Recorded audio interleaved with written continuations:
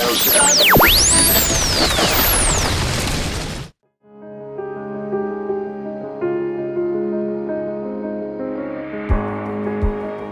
am not saying that we don't give Nairobi water, but I'm saying there are what you call mitigating factors. Even when we give Nairobi water, can they first of all make sure that the residents have water? That's all I'm advocating for.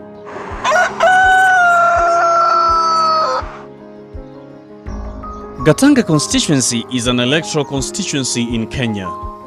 It is one of the 7 constituencies in Murang'a County.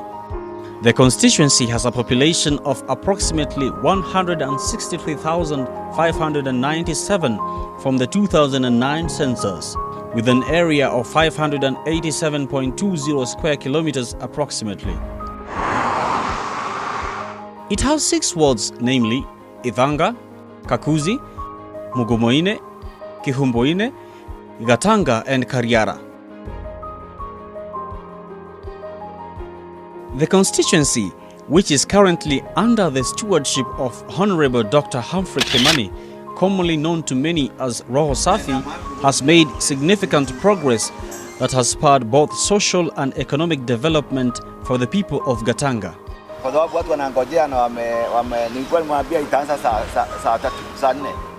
Roho Safi has made noteworthy effort to ensure that he transforms the lives of his constituents. With his slogan, "Success is not a failure," the lawmaker has embarked on a journey that many would shun to ply on, and thus impacting the lives of his electorates. Gatanga constituency is endowed by a flurry of economic activities, with agriculture as its backbone. Dairy, coffee and tea farming are the key economic activities.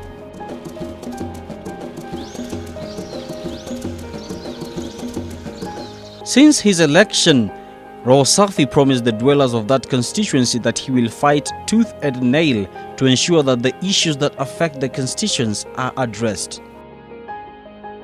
He has developed a 4-point agenda that he is passionately working on to make Gatanga a bedrock of development. Gatanga constituency, a hotbed of development. We are moving forward. This includes water, security, education, and health. Water has been a thorny issue in this constituency, with the irony being the famous Dakaine Dam, which supplies over 80% of its water to Nairobi County. Dakaine Dam is located on 1,200 acres of land in Gatanga constituency and was set up in 1988. The dam occupies 600 acres of land when full. The rest of the land was used as a construction site and a quarry for the extraction of stones to build the dam. The dam has an approximated capacity of 70 million cubic meters of water at full storage level of 2,041 meters above sea level and a depth of average 65 meters. The dam produces 430 cubic meters a day of water, that is about 84% of total supply of water to Nairobi residents. The Dakaine Dam construction in Kenya was financed by the World Bank, the European Bank, the African Development Bank, as well as the Kenyan government to curb the acute water shortage that plagued Nairobi in the 1980s. Dakaine Dam has since helped to increase the reliability of water provision in Nairobi city. The dam now serves over 3 million Nairobi residents with clean drinking water. As Nairobians continue to enjoy water from Gatanga, the constituents of Gatanga continue to wallow in abject desperation for lacking this very basic commodity. The MP and the people of Gatanga believe that access to this water is their fundamental right as enshrined in the Constitution of Kenya. It is difficult to fathom that the majority of Gatanga residents do not have access to clean drinking water. Ironically, and in addition to the historic injustice, the residents of this constituency hardly benefit from the proceeds of this dam. Roho Safi has been at the forefront of championing for the inclusiveness of the constituents as part of this project. Again, how do you explain you can see a very big water reservoir by way of a dam and you are in the neighborhood and you don't have water? Is this not injustice? So, for me, I'm saying it's a high time that this issue was addressed. This is injustice. Kenyans that are carrying against other Kenyans.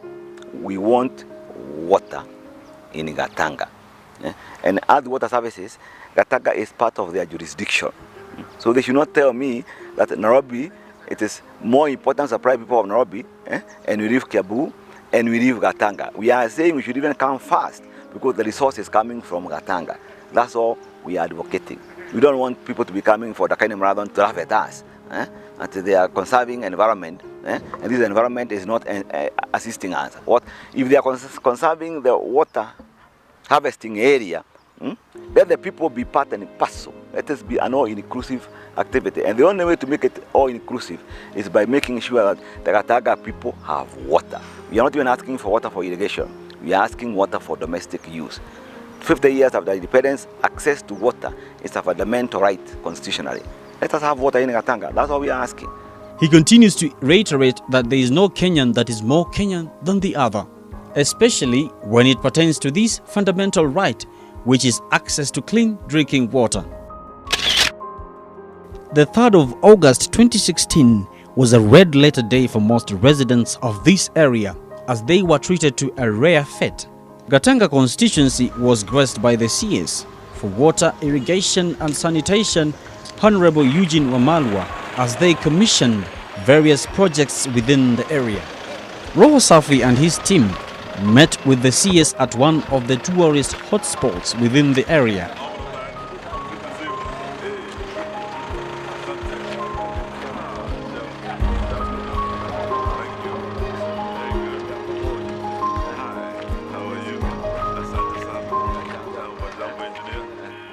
And minutes later, the group proceeded to their first stop in Gatanga.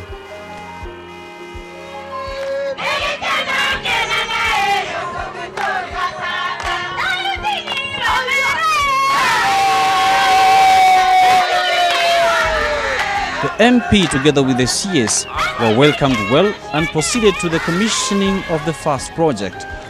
Gatanga Market opened on 3rd of August 2016 by Honorable Eugene Wamalwa, Cabinet Secretary Minister of Water and Irrigation, Garrett the Patron, Dr. Humphrey K. Kaguna.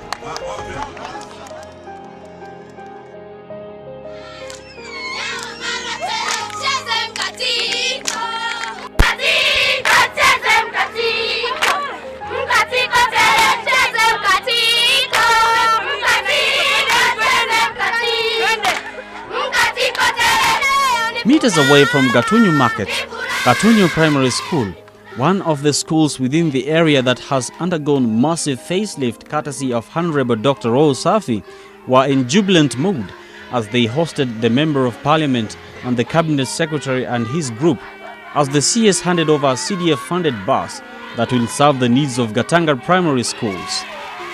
The area MP, Roho Safi, also promised to avail each ward a bus for schools within those areas. The joy was unquantified among the junior learners. Nimeona mbunge ambaye amenunua bus kwa kila ward vile yeye amefanya katika eneo bunge lake. Kwa leo tuko hapa kufungua hizi soko ambazo wameanzisha kupitia pesa ya CDF. Tuko hapa pia kuwaletea zawadi mbili. Ya kwanza ni hii basi naona kutoka leo hii.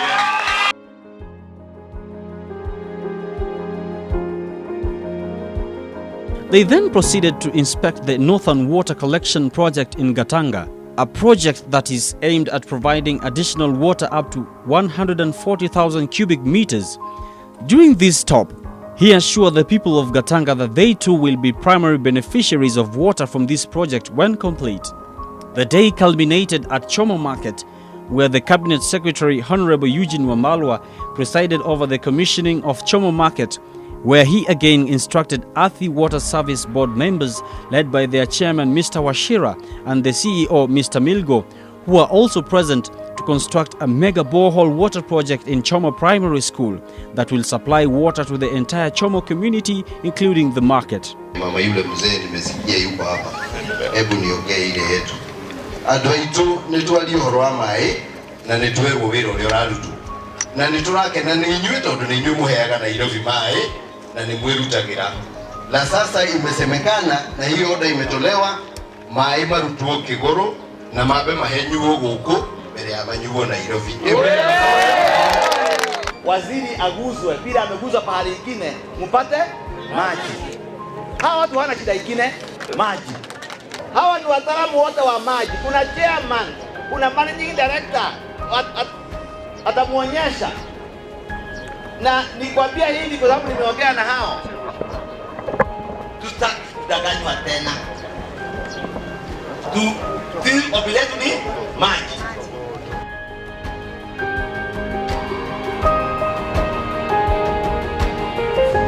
Access to water and sanitation can contribute to an even better agricultural economy for the people of Gatanga.